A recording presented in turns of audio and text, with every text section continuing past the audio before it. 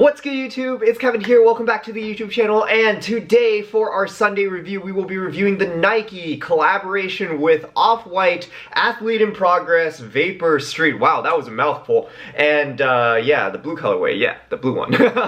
Anyways, so if that interests you, let's just check out the shoe.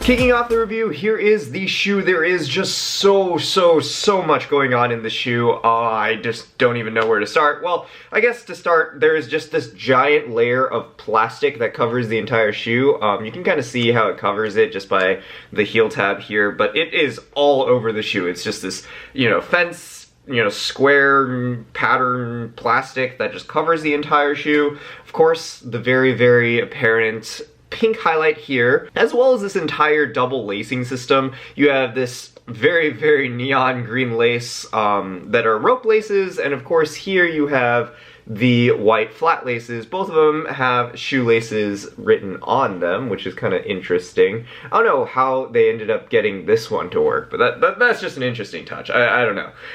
Anyways, the entire shoe itself is primarily blue. The toe guard is featured with a darker blue here, and the lighter blue kind of weaves throughout the entire upper of the shoe. The swoosh itself is a printed yellow swoosh with the orange overlay underneath the plastic. Oh goodness gracious. Would you look at that? It's underneath the plastic. The sock liner and the heel tab here is this bright hot pink. I would almost argue that it's like a highlighter neon. And yeah, it also prints Nike on the back if you want to see Nike here.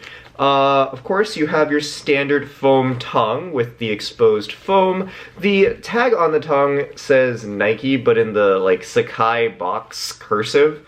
And of course, other details about the shoe, you have the paragraph here that says Off-White for Nike Vapor Street, Beaverton, Oregon, USA, see 2019.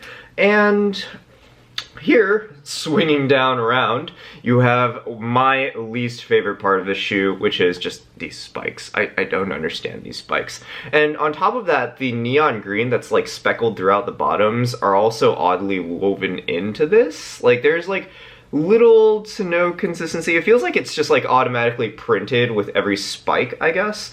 But yeah, I really don't like the spikes. Like, if you put the shoe on, the spikes just really throw you off. Like, it's just such a weird stride when you're walking in the shoe, and I just don't understand it. Of course, why not just use the foam of the Vapor Street? The shoe would be amazing if it didn't have spikes. Like, that's just my opinion.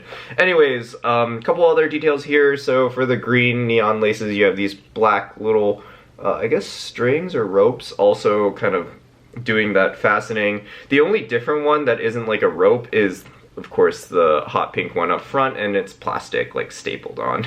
I wouldn't say stapled, but like it's just like, it's like dinged on there. But anyways, yeah, let me see if there are any details that I missed really quick. Just to round off the bottoms here real quick, there is a swoosh that's kind of interestingly placed where your arch would be in the shoe, and of course the final detail here is this is a forest green zip tie, and it has this really felty feel to it. I actually find it pretty interesting that it's a felty feel. I really like the swoosh. The only thing that I generally question about this shoe is the spikes.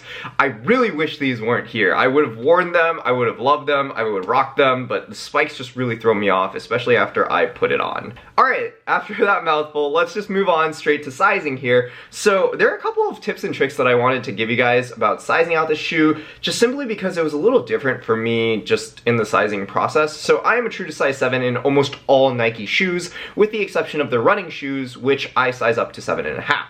And so with this shoe, I thought, it's a street, aesthetic. It has like the Vapor Street style. It is a running shoe, but I didn't expect it to like, not be true to size. So I do have a size 7 of the black ones coming in, US men's, which is women's 8.5, I believe. But,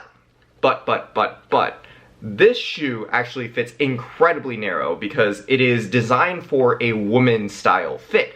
So I would highly recommend you guys go up half a size to your normal true to size if you decide to size out for this shoe.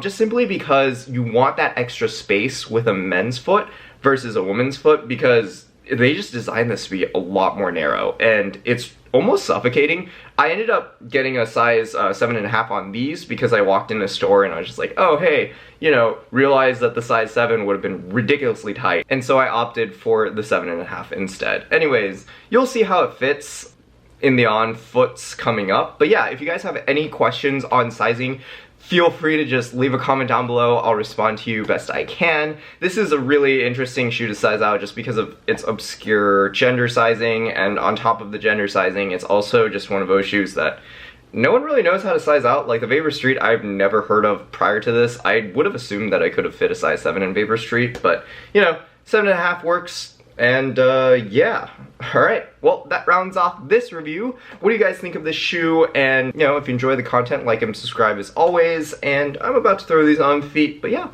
hope you guys enjoyed the review and see you guys very soon.